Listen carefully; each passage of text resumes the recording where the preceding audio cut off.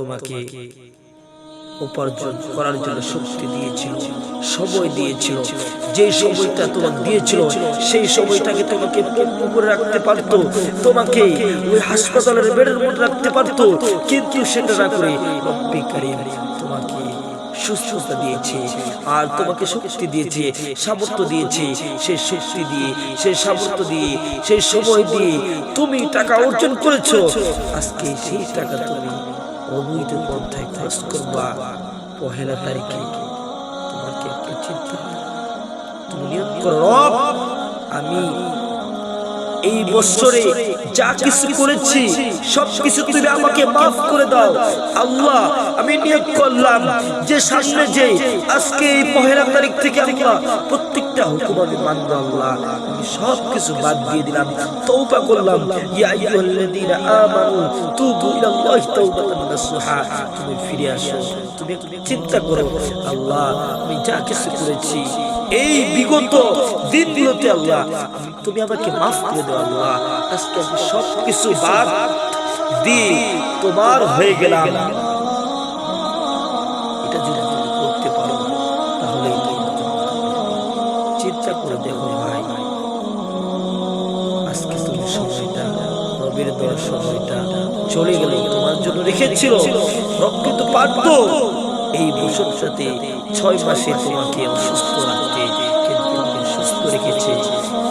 আবার তোমাকে একটা নতুন দিন, নতুন মাস, নতুন বছর উপহার দিচ্ছে। এই জন্য তোমাকে রবের কুদরতি কদমে সিজদা দেওয়া দরকার, রবকে বলা দরকার রব্বি কারীম যা করেছি ভুল হয়েছে আল্লাহ আর ভুল করব না, তুমি আমাকে মাফ করে দাও। রব্বি কারীম আমি ওয়াদা করলাম আল্লাহ আজ থেকে আমি তোমার হুকুম মানব, আজ থেকে আমি 5 ওয়াক্ত সালাত আদায় করব, অবৈধ পন্থায় আমি উপার্জন করব না, অবৈধ টাকা উপার্জন করব না, অবৈধ ভাবে খরচ করব না। যে পথে চললে, যে পথে বললে, যে পথে ব্যয় করলে আল্লাহ তুমি আমার কল্যাণ সামনে রেখেছো, সেই পথে চলার এবং বলার এবং সবকিছু উপার্জন করার মতো আমাকে তৌফিক দান করো। এরকম একটা দোয়া তুমি চিন্তা ফিকির করো, কেননা সামনে যে দিনগুলো তোমার জন্য খারাপ আসতে পারে। দোয়া করো, দোয়া করো। আর দোয়া ওয়াল ইবাদত, প্রত্যেকটা ইবাদতের হচ্ছে দোয়া হচ্ছে একটা সারাংশ।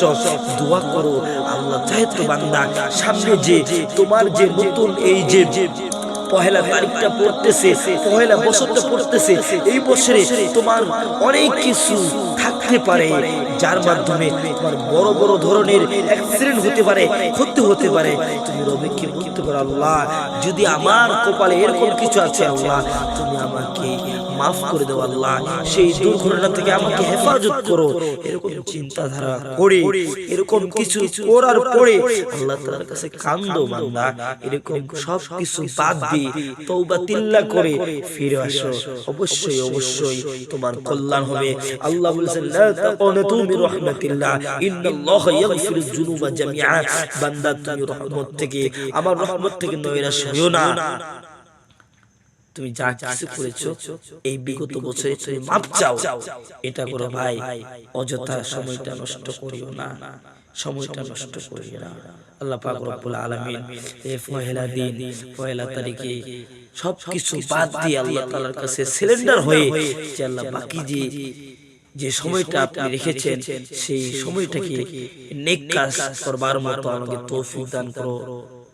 এরকম চিন্তা করে রব্বুল কারীমের কাছে আমরা সিলিন্ডার হই। আর 5 ওয়াক্ত সালাত এই পহেলা তারিখ থেকে, পহেলা বছর থেকে আমরা ইনশাআল্লাহ আদায় করবার মতো সবাইকে আল্লাহ তৌফিক দান করেন। ওয়া আখিরি দাওয়ানা আলহামদুলিল্লাহি রাব্বিল আলামিন।